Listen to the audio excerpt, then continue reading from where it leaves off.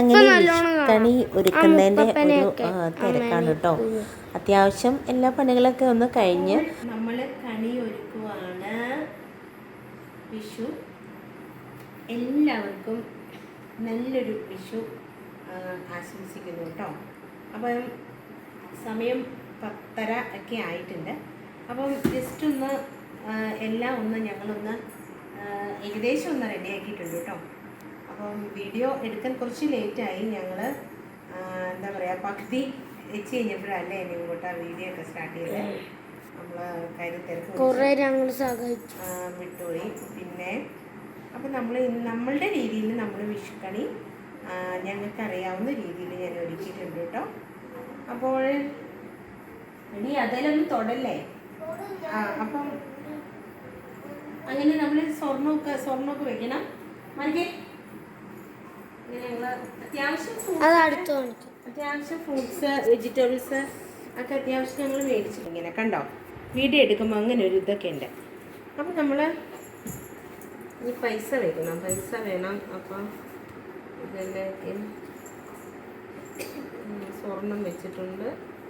പിന്നെ നീയാടെ കൊലുസ്, ഒരു കൊലുസ് മതിയേ, ഒരു കൊലുസ് അവിടെ കിടന്നോട്ടെ. ഒരു കൊലുസ് നാളെ നമുക്ക് വയ്ക്കാം.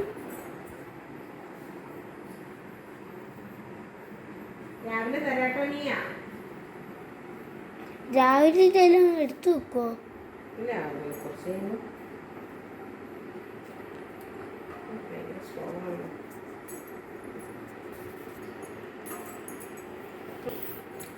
ഒക്കെ വെച്ചിട്ടുണ്ട്. അപ്പം സ്വർണ്ണം വെച്ചു. എല്ലാം കുറ്റിയുണ്ട് കേട്ടോ, ജാക്കറ്റ് ഉണ്ടെങ്കിലും. അപ്പം ഞങ്ങൾ നാളത്തെ വിഷുവിൻ്റെ ഏകദേശം പ്രിപ്പറേഷനൊക്കെ നടന്നുകൊണ്ടിരിക്കണം. ഇനിയിപ്പം നമുക്ക് അത്യാവശ്യം തന്നെ എല്ലാം തന്നെ ആയില്ലേ. ഇനി നമ്മൾ പൈസ വെക്കണം. വാൽക്കണ്ണാടി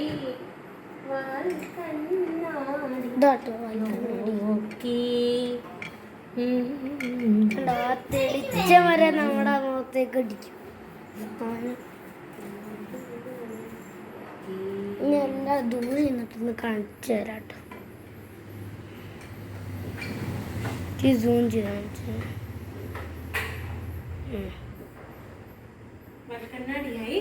അപ്പോൾ ഇനി ഒരു പൈസ വെക്കണം. ഞങ്ങളുടെ ഉണ്ണിക്കണ്ണനെ ഞങ്ങൾ ജസ്റ്റ് ഇങ്ങനെയൊക്കെ ഒന്ന് അലങ്കരിച്ചിട്ടുണ്ട് കേട്ടോ. അപ്പോൾ നമുക്കിത് കണിക്കൊന്നയ്ക്കൊക്കെ ഭയങ്കര ക്ഷാമമായിരുന്നു, എങ്കിലും ഒരു തരത്തിൽ ഞങ്ങൾ ഒപ്പിച്ച് വെച്ചിട്ടുണ്ട്. അപ്പോൾ എല്ലാവർക്കും ഒരിക്കൽ കൂടി വിഷു ആശംസകൾ നേരുന്നു. അപ്പം ഓക്കെ, നാളെ നല്ലൊരു പ്രഭാതത്തിനായി കാത്തിരിക്കാം. Okay, by.